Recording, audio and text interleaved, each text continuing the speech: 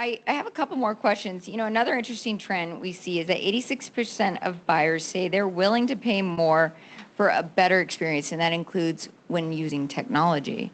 So what does a better experience actually look like in the context of facility technology?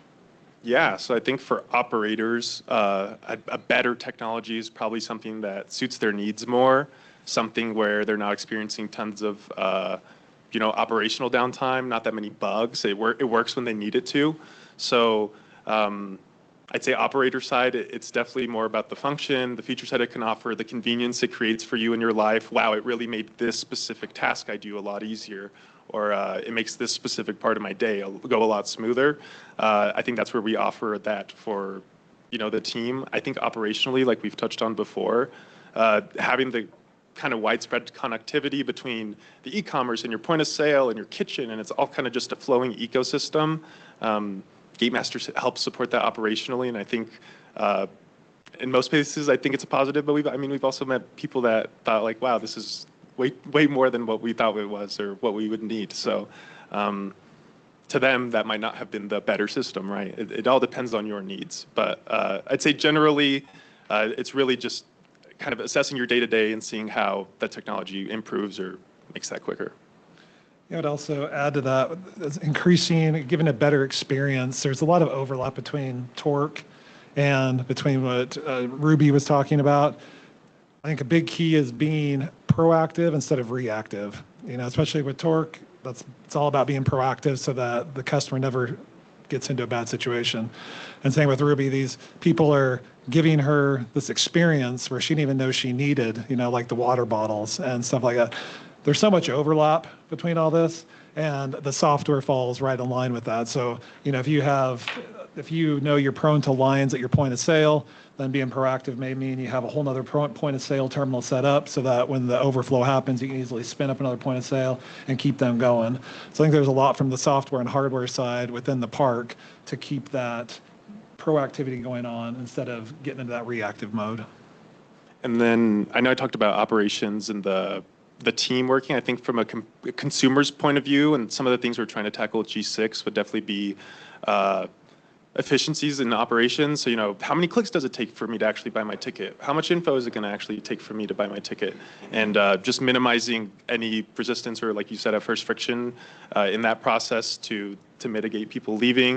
And then on top of that, I think we're even looking into tools to remind people about their cards, maybe mitigate some of the exit windows with like an exit pop, all different methods of kind of combating the same issue of keeping the customer engaged, making it easy for them to get what they want, but still satisfying the operator's needs. Yeah, I love that. What feedback do you get from our customers, I'm assuming, that I think it would come from our customers more so than their customers. I guess, right?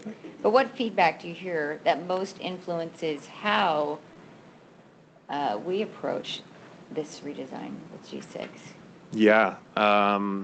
I think big picture, the biggest difference is going to be, and I think we did in the past as well when we were designing GM Mobile, but just because of how things have progressed, the mobile first approach we took to G6 is really going to show off. So the way I explained it to the design team was I feel like there's certain web pages like you'll visit on your computer and like your brain knows, oh, this was meant to be seen on a phone.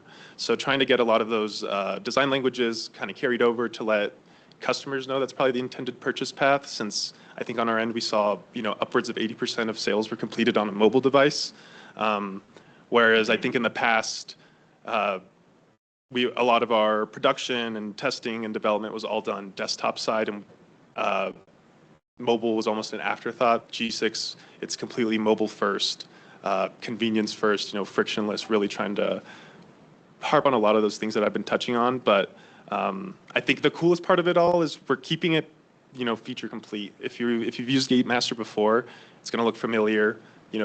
Words, language, button locations are going to be the same. It's just some of the more finicky things, or maybe some of the annoying things that you weren't such a fan of, are going to be improved or iterated upon and just made better. So it's exciting. I think also customers are asking for minimizing the time for the customer to get their first value. Like they need to get on the site, they need to get their value. And we want to minimize that time so they're not hunting and pecking around trying to find out what they need.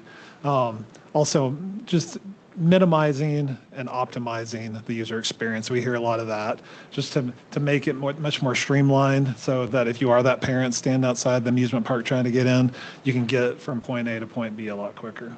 Yeah.